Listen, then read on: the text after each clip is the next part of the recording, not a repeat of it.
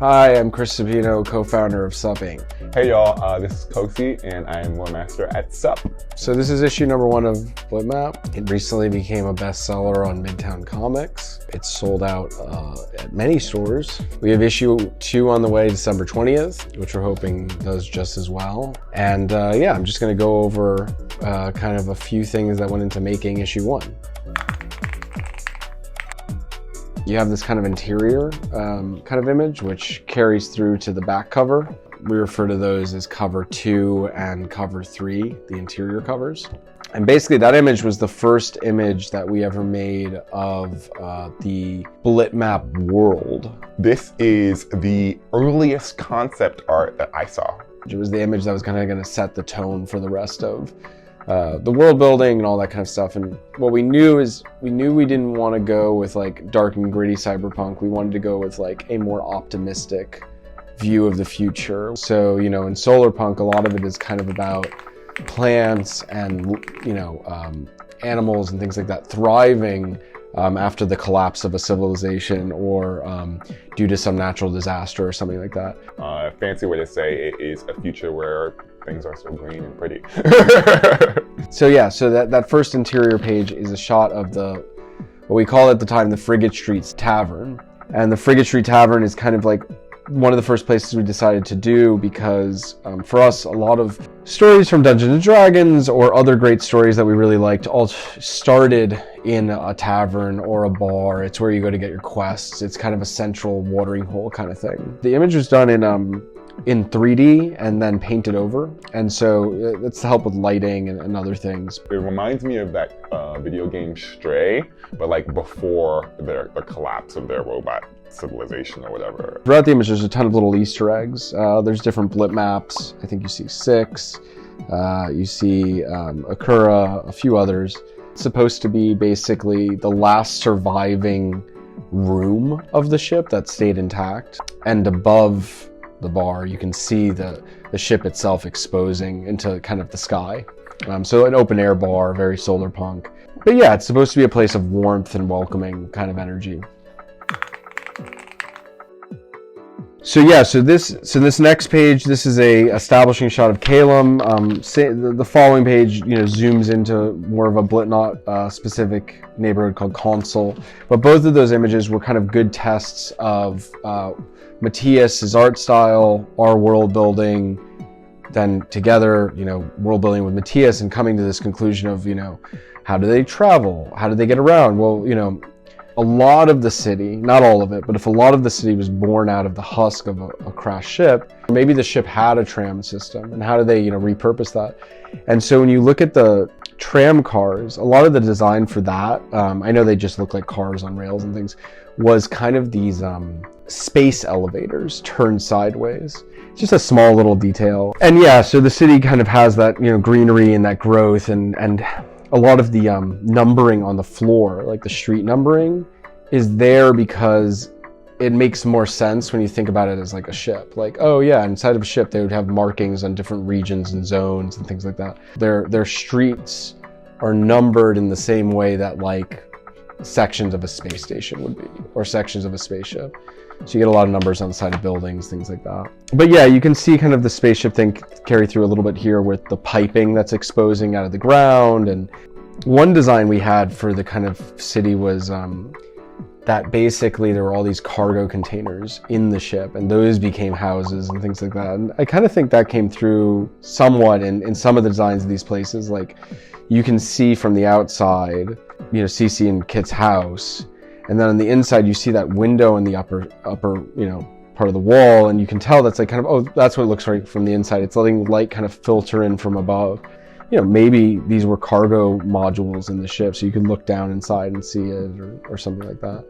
We thought it was super cool to kind of have these teens living by themselves, right? So I think that we just wanted to show that this is like, the house is orderly, right? It's clean, it's not in disarray, and it's like a cute little kind of like loft apartment, something that's kind of aspirational, something that's kind of cool to us kind of New Yorkers, right? We dream of having this much floor space in an apartment.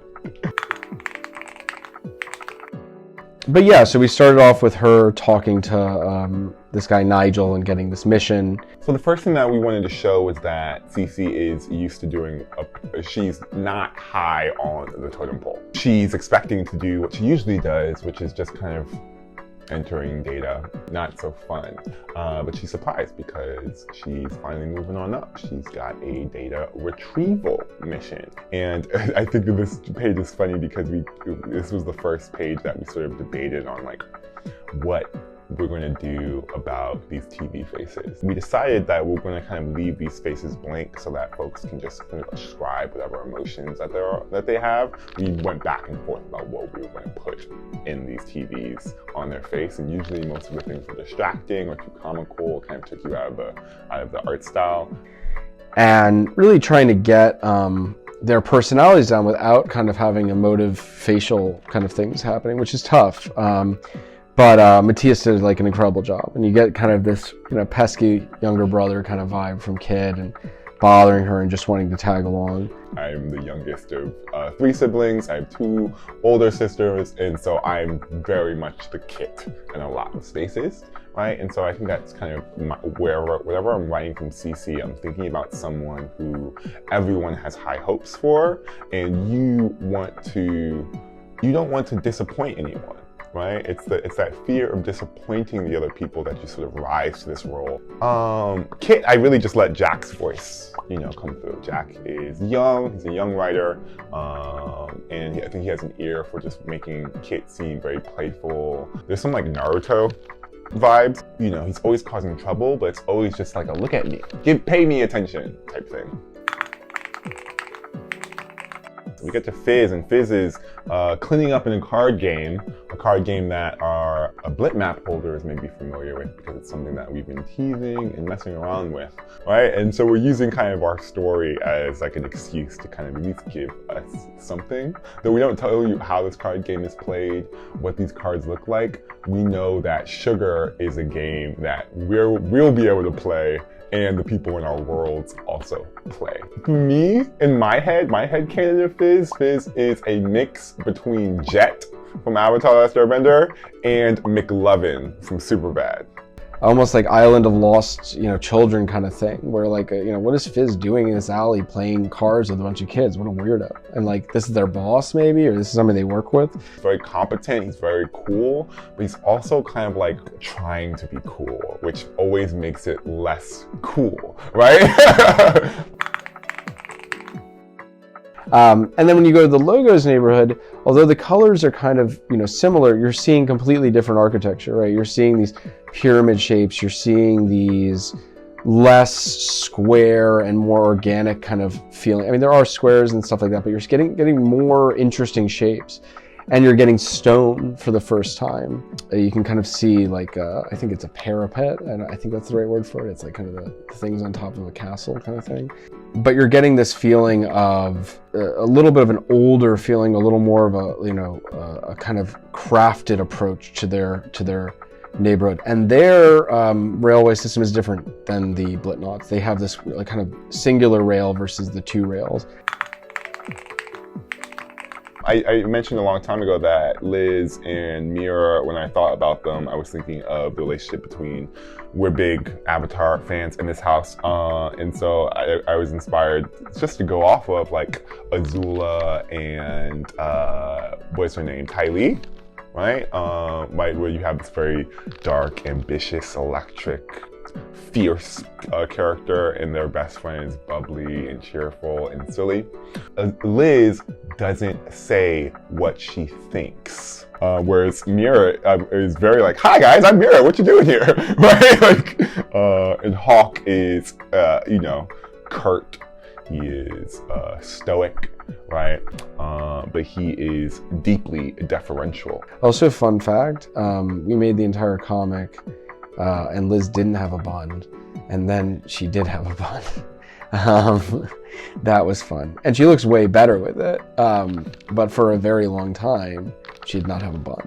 And the reason for that is that the original concept art for Liz, she did not have a bun. And then when Yumi worked on the comic covers for Liz, Liz gained a bun in a lot of the covers. We just thought that was so cool looking. So we brought the bun back for Liz in the comic. And you have them kind of running into a bit more of a mixed crowd. So now it's not just logos, it's not just knots, you're seeing both together. This is the panel where they kind of start to converge. So the two neighborhoods coming together, they're coming from two separate sides. You have the Naz in the center, one side is the logos territory and one side is the knots territory. The logos territory is on the left, that's why there's like that sword on the wall. And the Blit knots territory is on the right, and you get a lot more square shaped. You're not getting as much of the like gray stone kind of castle-y architecture. And so I think of it like a Times Square, right? It is a place where you can go see theater and try different food, and this is kind of where everything converges in terms of like commerce, right? Kit says something very sort of insensitive, right? He's like, "Ooh, do logos speak the same language as us?" Right? And one of them sort of overhears and it's like, yeah, dumbass, right? I think that sort of got at the point that like these guys have been indoctrinated to think these things, to assume these differences. But after that sort of moment, we see someone popping out of nowhere, of thin air, it seems, this sort of staticky kind of residue, and Cece watches Kit's back and she says something, right? She says, "You watch my back, I'll watch yours, okay?" And I think that's a really important line. I don't think it's not like particularly poetic and whatnot, but I think that is going to be the crux of their relationship. Then we have them like converging at the tavern, basically the main location, which in Matthias's kind of interpretation of it is completely different, in a lot of ways cooler than our initial one, which is really awesome. Something I kind of like is you get almost like a little bit of a pixelated feel to the trees and stuff. You know, conflict and combat are strictly sort of looked down on in this space, right? There's a person here who you can't really tell if he's a logo or a Blit knot, right? I don't actually know what the bouncer is. I would say he's a logos, probably. But, you know, who knows? Definitely a tough dude. The palette starts to change from kind of this day feeling to they're going into this dark place. It kind of feels like it's changing to night, even though it's not really. It's just the interior of this location. For here, instead of there being a big column of the ship, in Matthias's interpretation, you have more of this almost kind of installation piece. I love the little kind of like tentacle beam energy light thing going on there at the top. Maybe it was a major component of the ship, you know. I don't know what that does, but what doesn't it do, right? And you have them here ordering drinks. We landed on chips as the currency after like a bunch of different conversations about what they could be called. I think it's kind of cool. Hey, can I have 6 chips? Wow, I made a lot of chips. But it sounds like they're gambling almost. Yeah, no. Anyway, and then this is the page where Fizz and Hawk recognize each other, right? And I think this is, of course, Fizz would be the one to recognize Hawk. We have an excuse to make our two sort of groups sort of congeal into one. And at first, you think it's going to be antagonistic, but we've already established that Fizz is quote unquote logo lover, right? And so, are they gonna kiss? No, they're not gonna kiss. They played cards together. So something that's very interesting is that early on in our explorations of Kalem, we wanted it to kind of have this interesting kind of quasi-digital, virtual, physical kind of relationship, and I think that's core, right, to our the world building in Kalem. And so the idea here is that the old machine is Kalem, a crashed spaceship on a strange planet populated by these androids, and Blitmaps are these sort of virtual relics that have many uses. Similarly, brand marks are these images, right? I think the easiest way to think of them are kind of like the relics of old ads. If you were a 3,000-year-old android on a distant planet and you dug through the trash and saw like Mickey Mouse ears or McDonald's logo, right? You'd be like, what strange relics are these? And this is the crux of our conflict, right? The logos revere the brand marks. Contrary to the Blitnots, who have essentially a monopoly on the existing Blit maps that they know of. And they are working to collect and protect all of the Blit maps. We're seeing right now that there is kind of a permeable membrane in Kalem where people are coming in and out of particular spaces. And we really like, breaking the borders and messing around with the composition of the page, which is really important to us, getting more dynamic shots. And what's very, very critical about this page is that Fizz and Hawk aren't surprised like the rest of them, right? They, in fact, go out of their way to kind of divert the attention away from what is going on, which suggests that they may know a little bit more about what is going on right here. Yeah, so on this panel, we brought the phasometer in. But what we see in this moment is it essentially being this inert, right, video game console type handheld doohickey. But something that is very important here that may get lost in the proverbial sauce is that Fizz holds the object and nothing happens. It isn't until Cece touches it that it begins to light up and something starts working. You see two Blitnots antagonize Fizz and Cece, right? So folks have a lot more complicated allegiances than this Blitnot logo split seems to suggest. There's this big fight. Originally, the guy with the pink, the guy Fizz is fighting, was blue as well, and it was just very complicated looking. So we made him a little bit pink. Yeah, and then here's where it really starts to get broken up. There's this big fight. Kit's playing, kind of this hustle to get them to follow and, create a distraction. Oh man, well, I just love this second panel. I think this is a moment of just really talented illustration and lettering, sort of working together to kind of do what comics do best and kind of play with time. As far as missions go, hey, just pick up this thing. It goes about as bad as it could. There's no small amount of damage that's been done to this place.